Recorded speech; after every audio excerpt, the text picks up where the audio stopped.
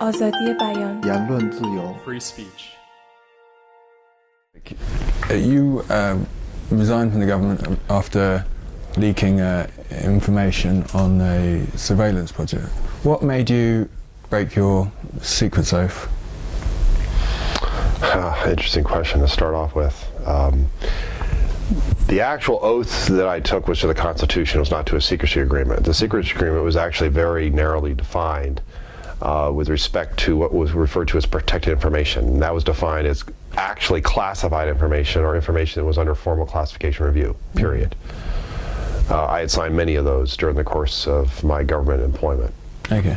And so I actually resigned in April of 2008 because it was clear that the National Security Agency no longer trusted me as an employee, and as a condition of continuing employment, I would have to retain a security clearance, and they had suspended it, although I placed me on administrative leave back in November of 2007, the day after I was unceremoniously raided by a dozen FBI agents at my house and at my office. So I had an opportunity in April when I realized that it wasn't going to go anywhere. My chances of remaining employed by NSA were slim to none. And although there was an administrative appeals process, I chose to resign. Interestingly enough, in resigning, the actual formal, there's a form that shows your resignation. No adverse action was noted. And given that you probably realized at the time that what you were doing wasn't going to be popular, why did you feel that this information needed to be in the public domain? Well, there's what I call the pre-public domain, which I had become a whistleblower and a material witness on a number of government investigations. Two of them were 9/11 congressional investigations, in which I provided significant amounts of material evidence regarding the secret surveillance program, which is called Stella Wind, most of which is still highly classified, and the extent of which we still do not know to this day. And also revealing massive fraud, waste, and abuse at the multi-billion-dollar level at NSA. That, and then the Department of Defense Inspector General audit investigation. That took place between early 2002 and well into 2005, even up to 2006. When the New York Times published the blockbuster article written by James Rice and Eric Lichtblau, revealing for the first time publicly the existence of the so-called warrantless wiretapping program, I knew that I was faced with a fateful choice, and I spent a lot of time thinking about it.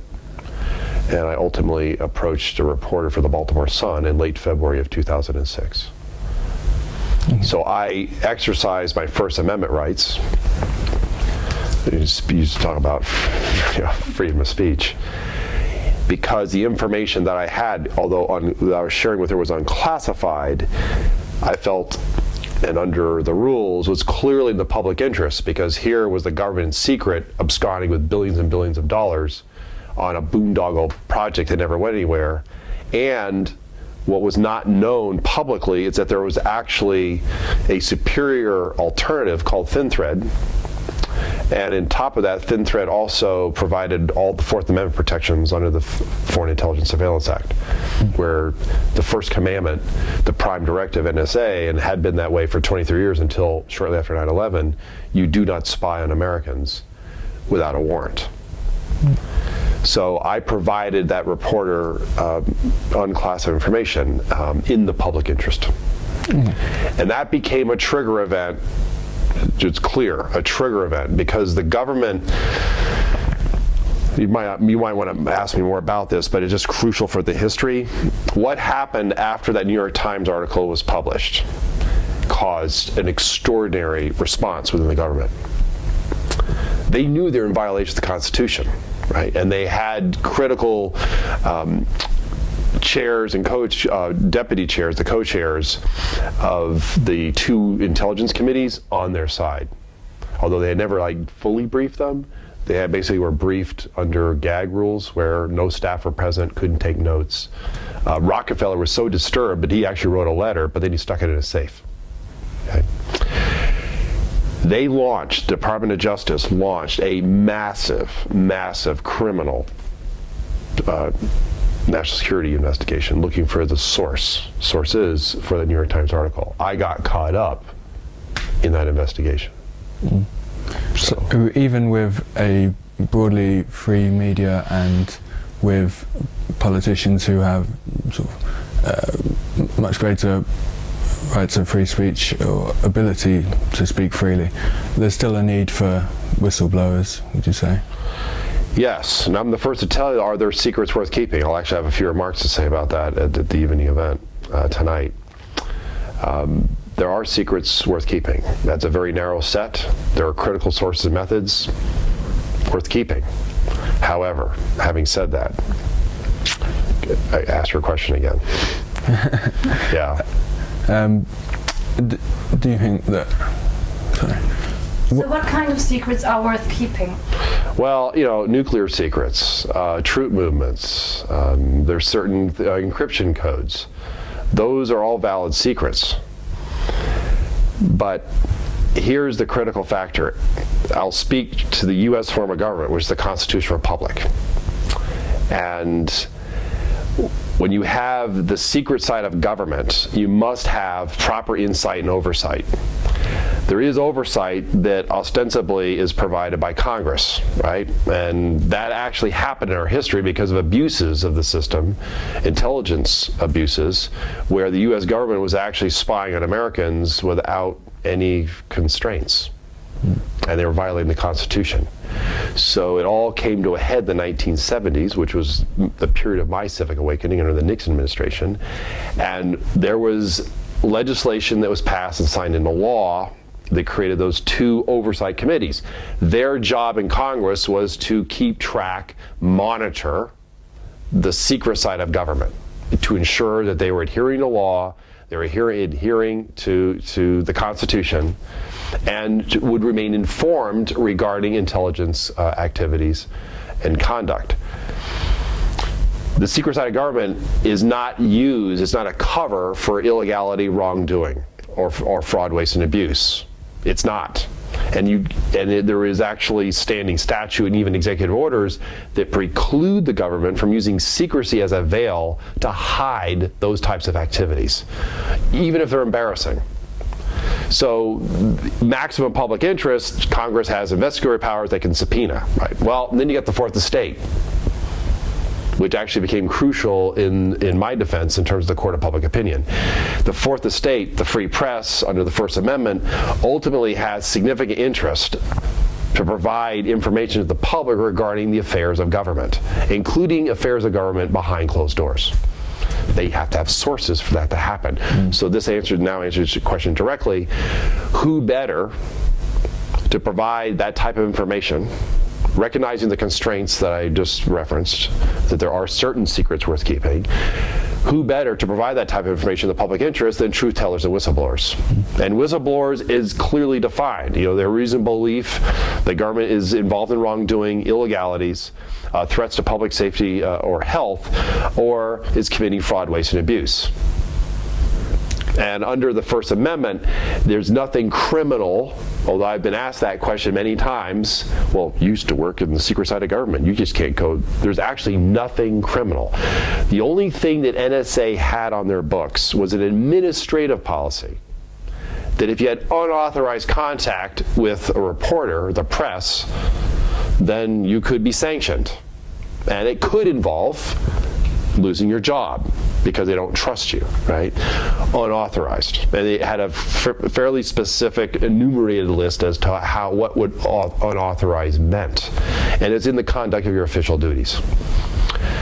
But I did make a fateful decision. I chose to go to, under the First Amendment, go to the reporter and provide critical information in the public interest.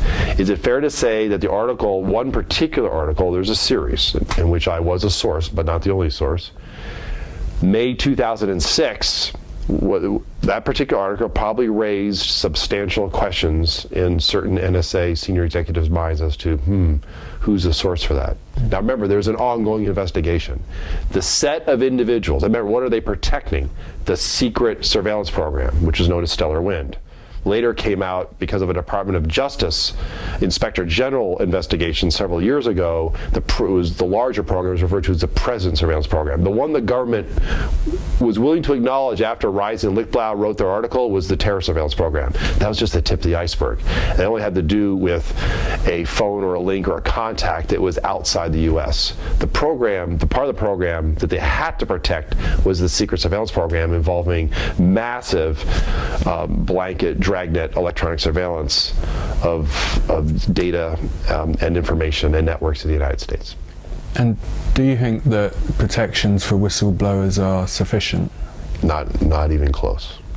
And how could it be a safe environment for? Well, I mean, my contact with Congress, which had been ongoing, since shortly after 9/11, both individual staffers as well as others, and then being a material witness for all those investigations.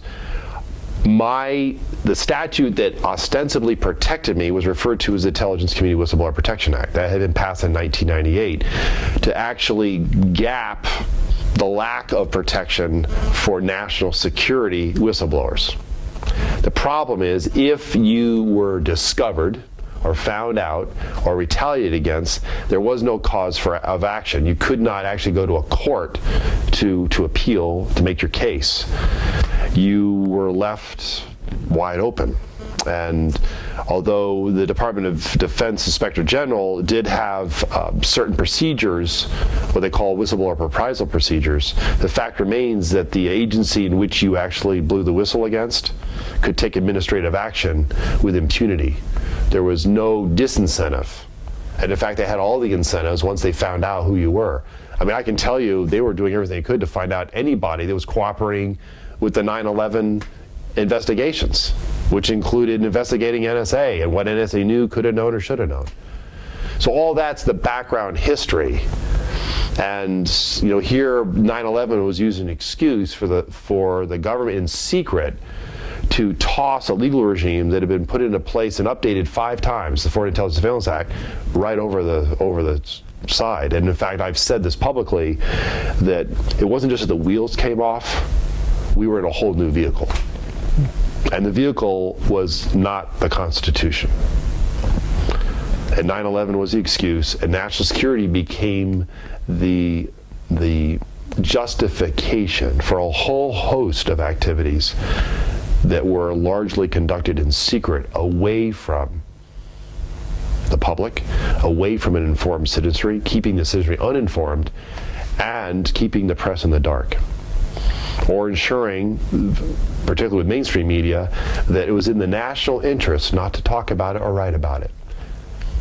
And do you think that in times where national security issues are a big concern and patriotism is riding high, that there is an interest on the part of the press in stories which could rebound badly on the government?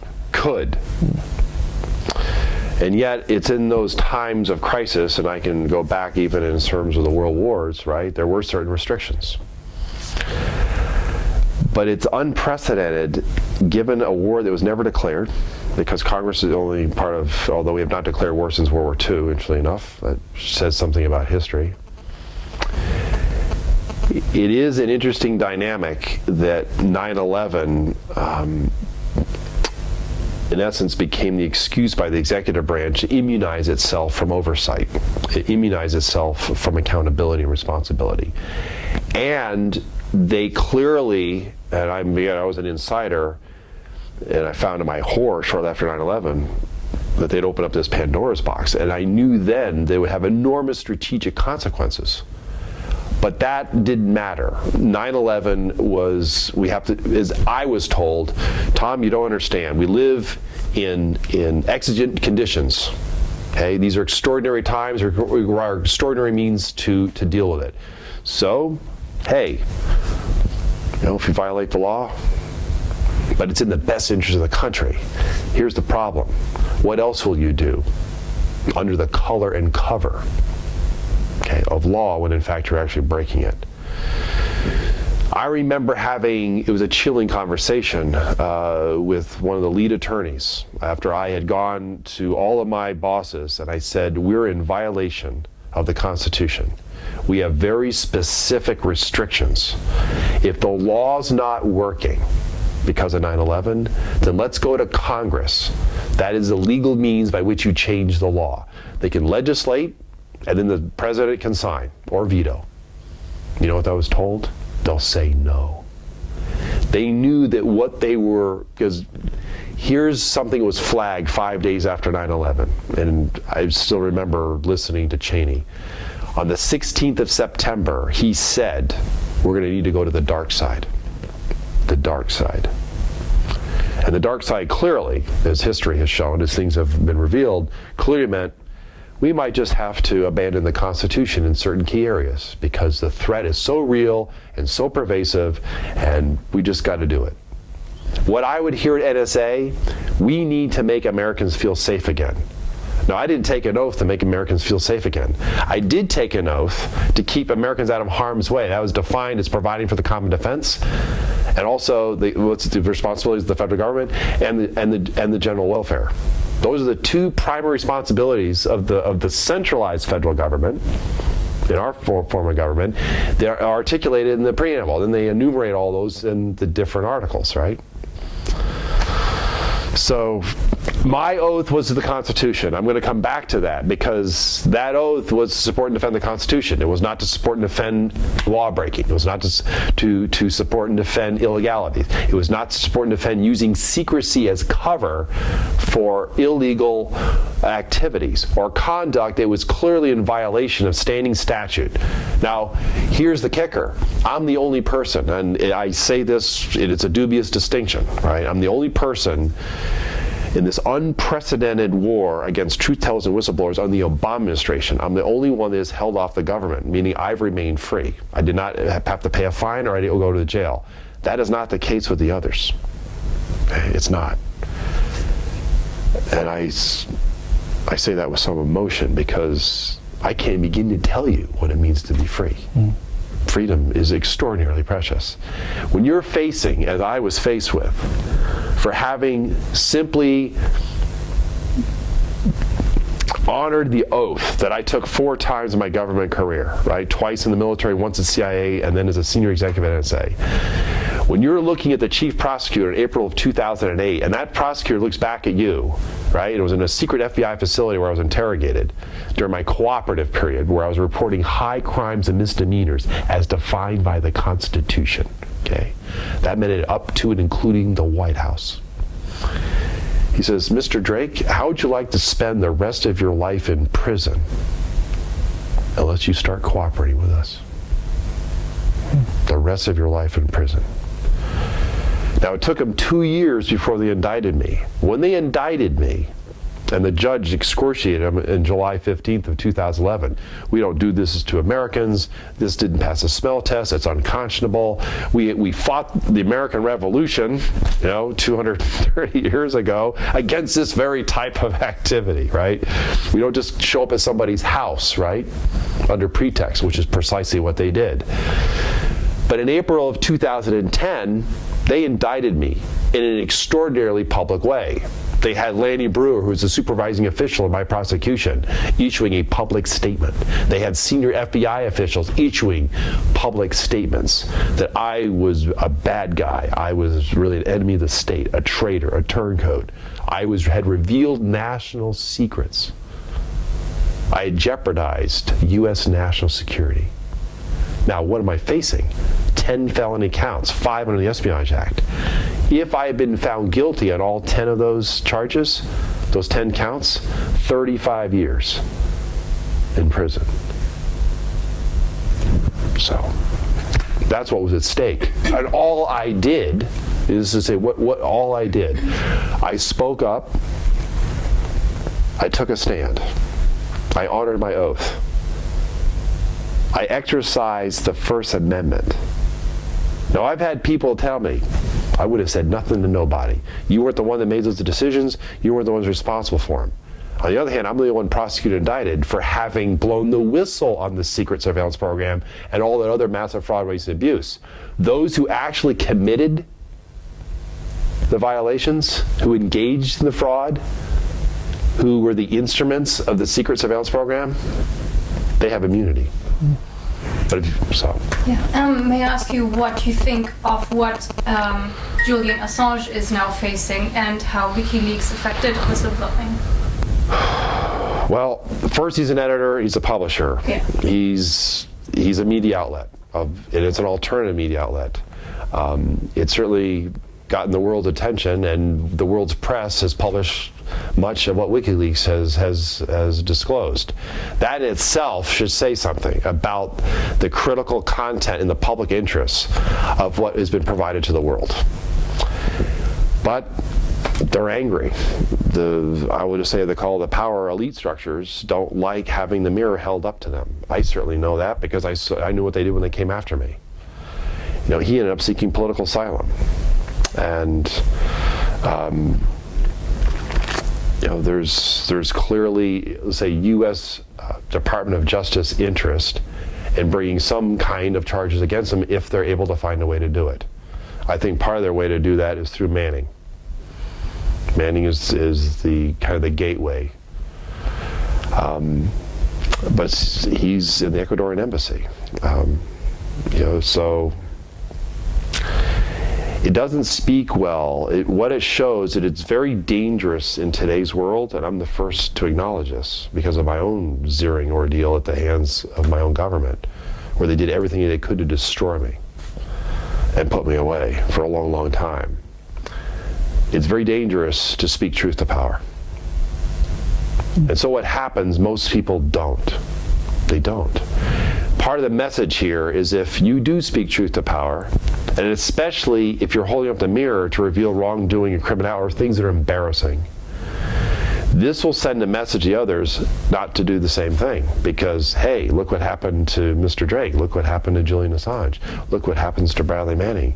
Or look what happens to John Kiriakou, who ended up, he's sentencing on this coming Friday. He's pleading to 30 months in prison. He made a choice to do that because he could have faced something much longer. Except what did he blow the whistle on? Torture as a state-sponsored program of the U.S. That violated, as I knew from the military and the government, violated all kinds of statutes. Yet we also engaged in that horrendous conduct. Why? Because 9/11, right, was the excuse. It didn't matter. And they didn't call it torture, they call it enhanced interrogation techniques.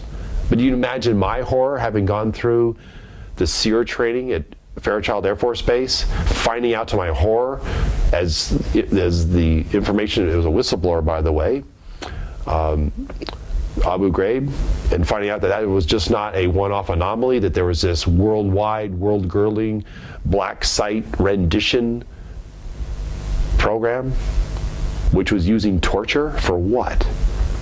Because we could get away with it? So he is the only person who ended up being prosecuted and indicted because he blew the whistle on torture and said, this is not what we do as Americans. And would you yourself use WikiLeaks if you were in the same position again today? I would. It wasn't really there for me to use at the time because you were talking many, many years ago, and it was the period in which I went to the reporter was 2006. And the other risk, is Manning certainly found out, is there are ways to find out. Okay, even if the source is protected.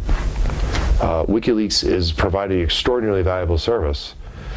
It's just there's certain people in power that don't like what they're doing, and they're clearly in concert. I mean, you have him in England, you've got Sweden involved. There's legitimate fears. I know I had a secret indictment on me.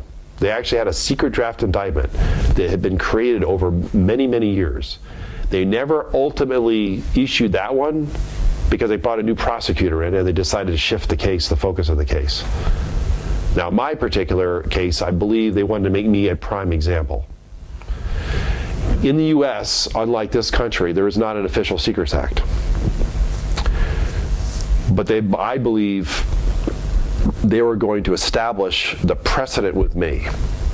You have to remember, although that's not even 3 years ago now, when I was indicted, in April of 2010, to actually charge an American under the Espionage Act, a World War I era statute designed to go after spies, not whistleblowers, to charge an American under the Espionage Act. In fact, I was only the 4th American to have been charged in that manner. Ellsberg was the first.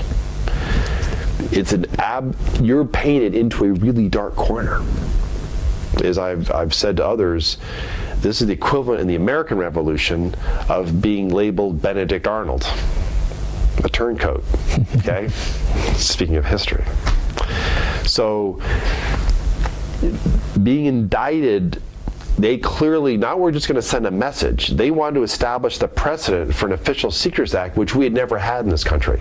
Because if they could establish that, and it's not just for me, clearly, because they weren't able to do that, that means anybody that speaks out of turn or speaks in an unauthorized manner that has not been pre-approved, they're exercising their First Amendment rights, even if they're speaking unclassified information. Doesn't matter. We own it, we control it, we can censor it. What does that tell you?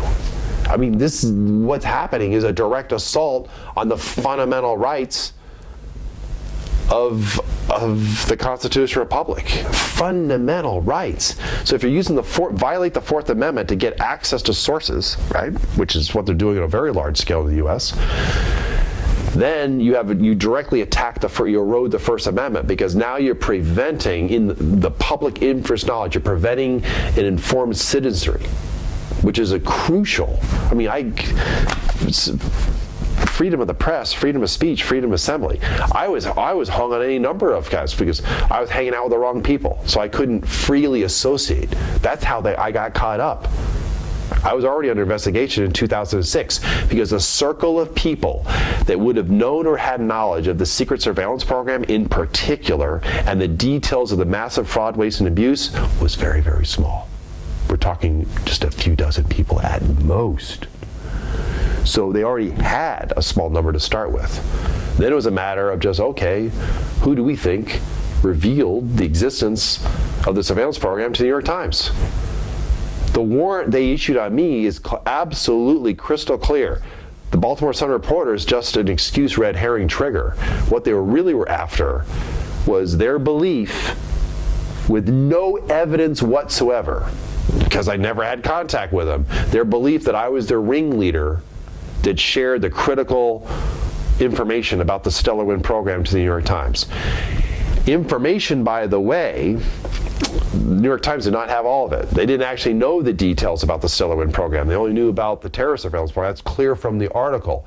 Even that information, the New York Times had chosen as a paper to withhold from the public for 14 months. You take 14 months back from December 2005, that's prior to the 2004 elections.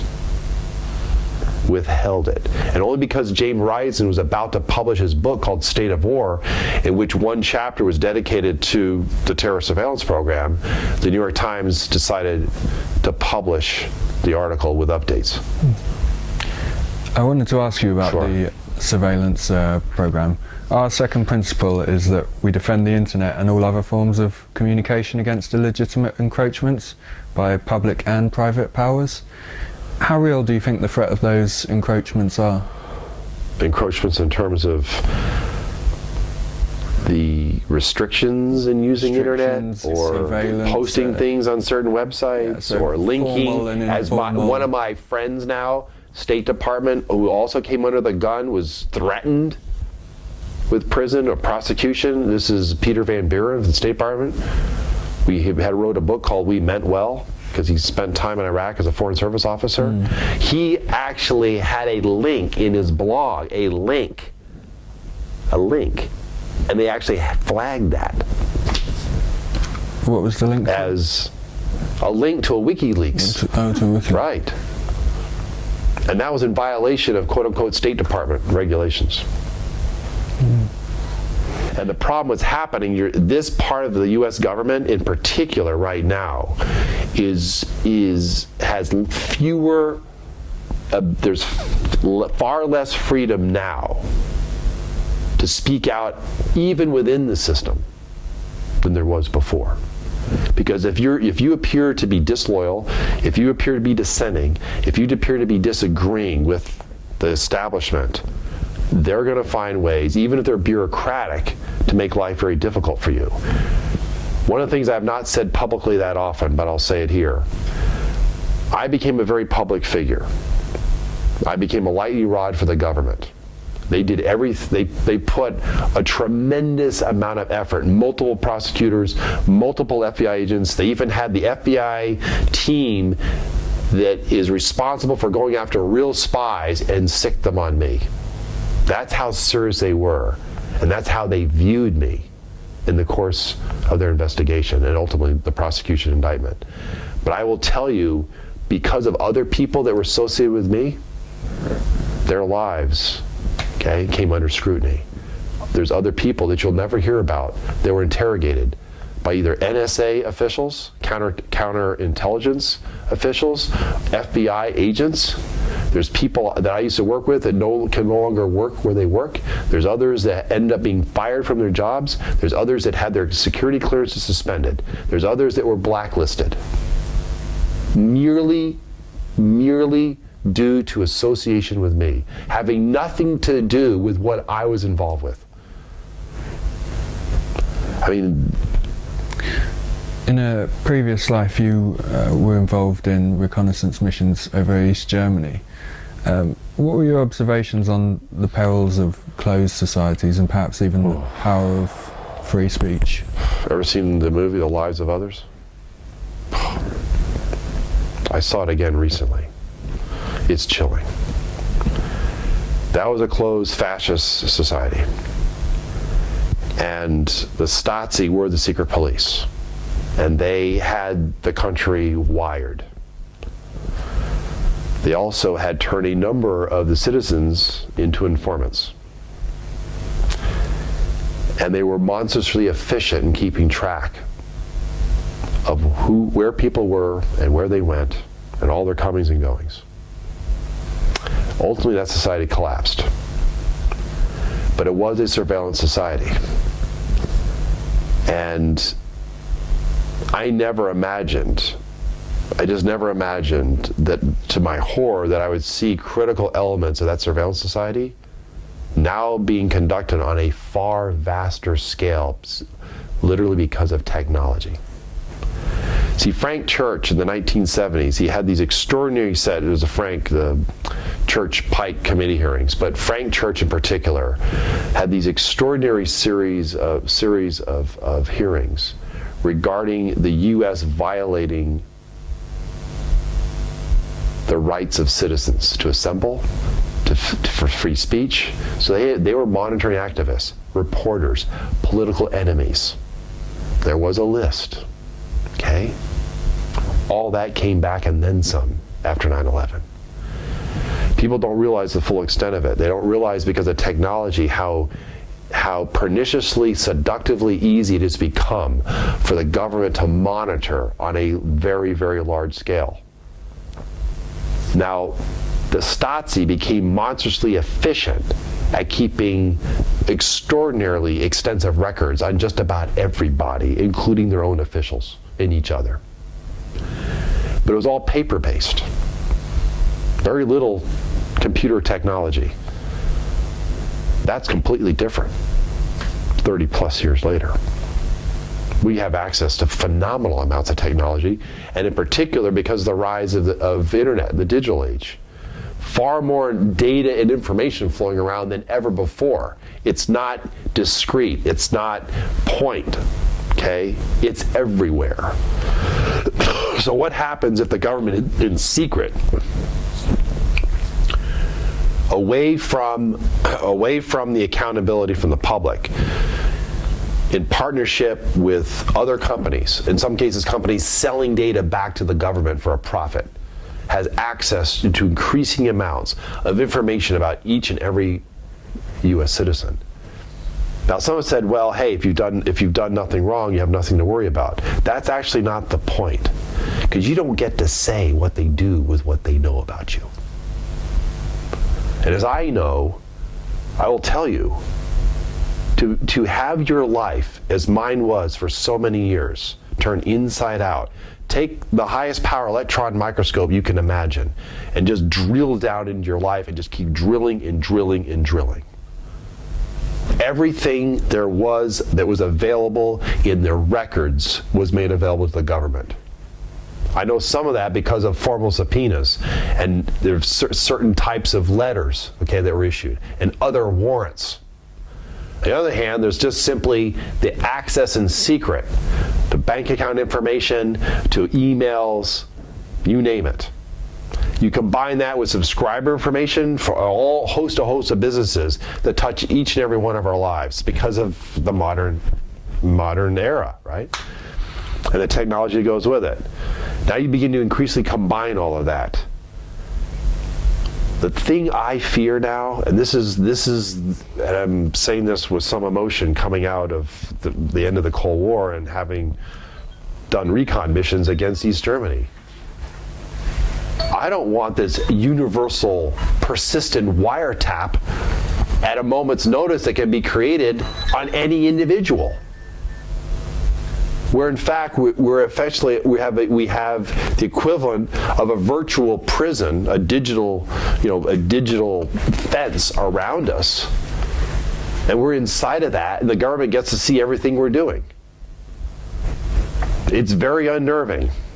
Okay, it's extremely unnerving. So when your life is being put to that level of examination, then you have physical surveillance, where for months on end they followed me around. They kept track of me passively and actively. And toward the end, it was just very overt, because it was clearly sending that intimidation message. Hey, we've got you down. I remember it was incredibly chilling when I asked them, why didn't you have, as a hobby, I was into electric vehicles, and I had a Toyota RAV4 in the other half of my garage. That vehicle was not on the warrant. My Prius was, and my house, and my office down at the National Defense University. That vehicle was not on it. And I asked why. I said, Mr. Drake, we knew when you left in the morning, we knew when you arrived at work. We knew where you were in between work and home, and wherever else you went. We knew all your comings and goings, because that's what they were doing. Remember, I was an enemy of the state. This is a bad guy. I'm a canary. There's several others of us. We are the canaries in the constitutional coal mine. And we've been on the edge, and we're seeing what's happening. And we're just the government's attempting to make examples of us, in some ways they have made examples of us. But it all comes back to, all I did was exercise my First Amendment rights. That's all I did. And because I exercised my First Amendment rights, they criminalized what I shared with a reporter and what I shared internally to investigators. Now that's turning the rights on their head. And it really begins to raise the specter. What else can a secret government with all that power at their disposal to do when they want to do it? See, I know that my entire case was an utter frame job. It was completely trumped up. They actually falsified evidence. They had pretextual forced classification reviews. And here's the paradox. The bulk of the material that they took with them from my house, in whole or in part, was given to official and government investigators. All unclassified, but given to official government investigators. And you tell me what they were really up to. Because they didn't want any evidence anywhere. Part of the reason why they came to my house was to take off the street anything that would be culpable in terms of government misconduct and illegalities. And they removed that material. And they have yet to return it. Because they're now saying, I'm in a civil lawsuit with several others, former NSA colleagues, it's government information. And we own it. And if we were to give it back to you, we'd be in violation of the Espionage Act, because we'd be disclosing it to an unauthorized person. So we have to keep it. Oh, okay. Protected information is no longer classified information, per the secrecy agreements I signed. Protected information is now being extended to any information the government says is theirs. That's a country I'm increasingly having great difficulty recognizing. And as I've shared my story with others in many different fora, people are astonished at how far the government went, and they begin to ask questions about what else is the government doing. That's the First Amendment. What else is the government doing? How else does the constitutional republic survive without an informed citizenry? So something has to give. And what's giving is the constitutional form of government. And what's increasingly holding forth, see, under periods of crisis, there is a tendency to temporarily give up some liberties for the sake of security. And all that Benjamin Franklin said, you know, you try to sacrifice one for the other, you'll lose both, right? I'm just paraphrasing him.